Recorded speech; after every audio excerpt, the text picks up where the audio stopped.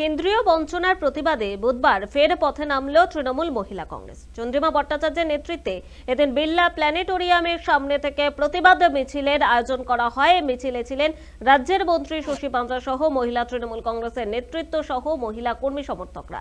100 দিনের কাছ থেকে আবাস যোজনার বকেয়া টাকা আদায়ের দাবিতে এদিন মিছিল করে মহিলা তৃণমূলের ব্রিগেড। আর কেন্দ্রের বঞ্চনার ফলে অঙ্গনওয়াড়ি থেকে আশা কর্মীরা শিকার হচ্ছেন বলেও খবর। এবং আর কেন্দ্রের মোদী সরকার মানুষের চাহিদা থেকে নজর ঘোরাতে ধর্মের রাজনীতি করতে ব্যস্ত বলে অভিযোগ করলেন চন্দ্রিমা ভট্টাচার্য এবং শশী পাঁজরা।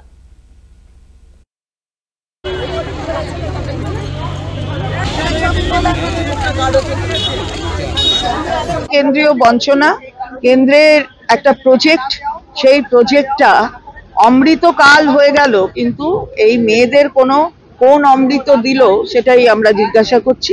এদের মাইনে, অঙ্গনওয়াড়ি ওয়ার্কারদের মাইনে হচ্ছে 4,500 টাকা, যার 60% ওরা দেয়, 40% রাজ্য সরকার দেয়।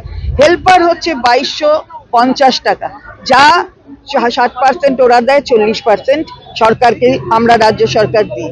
তার সাথে মাননীয় মুখ্যমন্ত্রী আর প্রধানমন্ত্রী ভারতবর্ষের তফাৎটা দেখুন।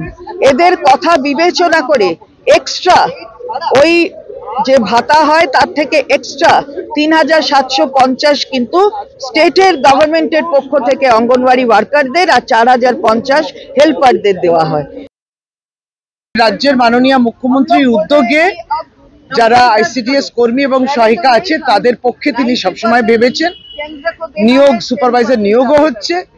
তথাপি প্রতি বছরই তিনি যে অ্যাডিশনাল অনারেরিয়াম দেন সেইটা দিয়ে যে শিক্ষক এবং কর্মী এবং যে সহায়িকা এবং রাঁধুনি এই যে কাজ আছে সেটাকে সম্মান দিয়েছে। এখানে আইসিডিএস এর উন্নয়নের জন্য মুখ্যমন্ত্রী ভেবেছেন, কিন্তু অন্যদিকে এইটা একটা প্রকল্প যেখানে কেন্দ্র এবং রাজ্য, প্রতিটি রাজ্য ভারতবর্ষে যৌথভাবে চালায়, কিন্তু ক্রমাগত দেখা যাচ্ছে যে কেন্দ্রের বঞ্চনা সর্বত্র।